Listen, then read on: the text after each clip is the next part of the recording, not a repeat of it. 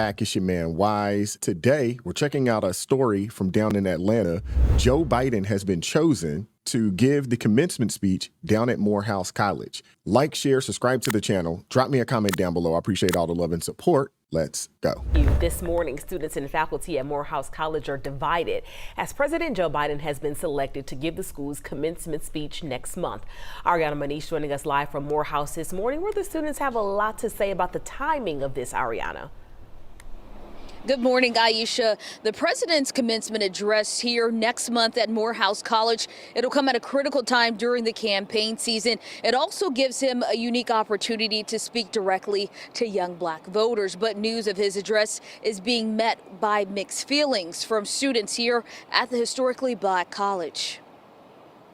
A campus divided over their commencement speaker, the President of the United States. It's not something that I feel like I would honestly even partake in that commencement. I don't see myself being there. However you feel about Biden, having a president be willing to speak at a graduation is a tremendous honor. Students of Morehouse College are split on the announcement that President Biden will deliver its commencement address on May 19th. Camaraderie and brotherhood that comes along with just being a Morehouse student. Raymond Mbokian is a sophomore at Morehouse College. He says due to the president's support of Israel in the Israeli-Hamas war, he doesn't support Biden speaking at the college. Conflict that's going on with Israel and Palestine, and kind of you having our president supporting Israel. At the end of the day, this is kind of like something that's on his political agenda to kind of maybe get more young black voters. Biden's address at Morehouse comes as he campaigns for a second term in the White House against former President Donald Trump.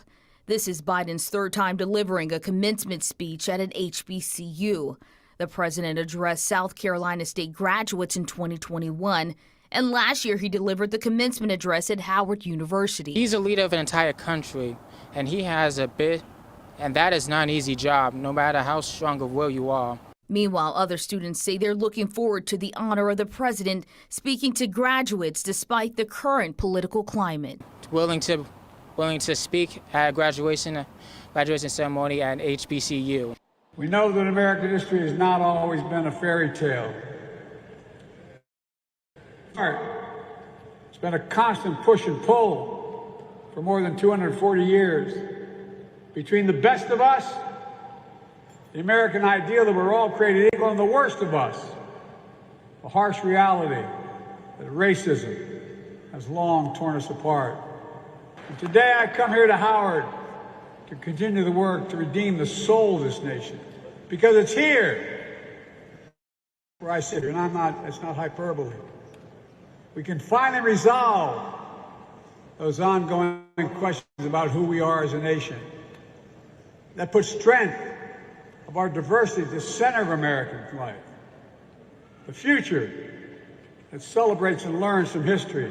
A future for all Americans. A future I see you leading, and I'm not, again, exaggerating. More pandering, more pandering.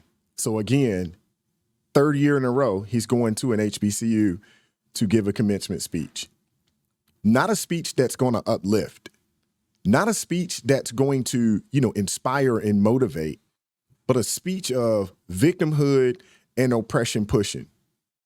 That's what the Democrats do. That's who they are. He is the president. He is the president of the United States. He is the face of this country.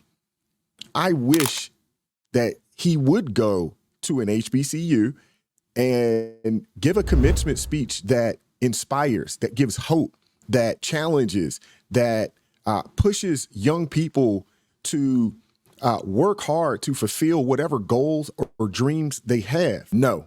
What does he do? He pushes the oppression and the victimhood. You're a victim. Instead of pushing how great this nation is.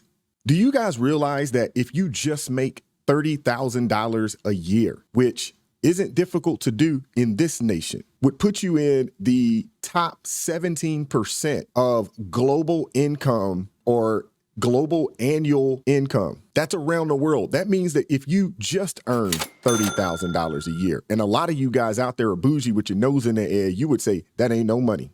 That would make you or put you in a situation where you earn more than 83% of the world's population.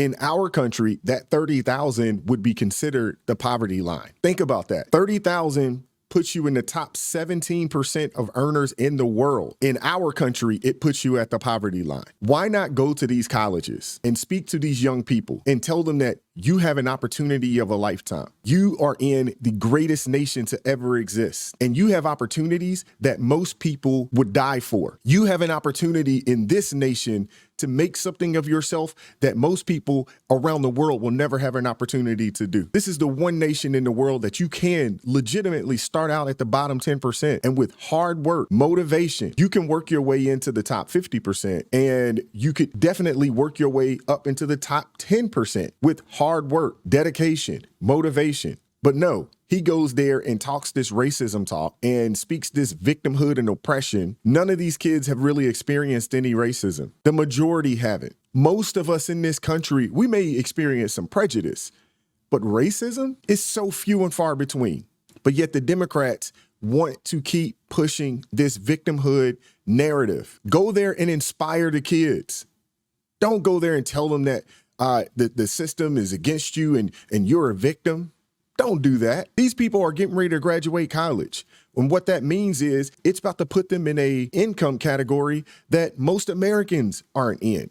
It's going to put them in the average. And then that's going to put them in, these people are probably going to be top 5, top 10% earners in the world.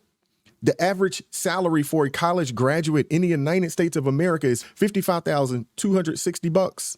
So these people they have a leg up on everybody. Why not inspire? That's my question. Why not inspire? Why not go in there and encourage and tell these young people you have it great because you are an American citizen? Now, that doesn't mean that things are going to be easy. Life isn't easy. That doesn't mean that you're not going to go through strife. Keep living. You're going to go through some strife. That's part of life. But to go in there and tell these people, you know, all the racism and the 200 years and all this, that's malarkey. It's foolishness. And if I am someone down in Morehouse, I am telling the president or his people, whoever's going to write the speech for him, because we know he's not going to write this speech. Make sure you put things in there to inspire. Don't talk about this victimhood and all this oppression that these folks are quote unquote going to, you know, go through, you know, in their life as they try to make it. Again, this is the one place in the world that you can start off bottom 10% and work your way to the top 10% with some hard work, some dedication. Put the work in. The sky's the limit for you in this nation. Let me know what you guys think. Like, share, subscribe to the channel. Drop me a comment down below. I appreciate all the love and support. Keep God first in your life. Stay prayed up. And I'm going to catch up with you all next time. Peace.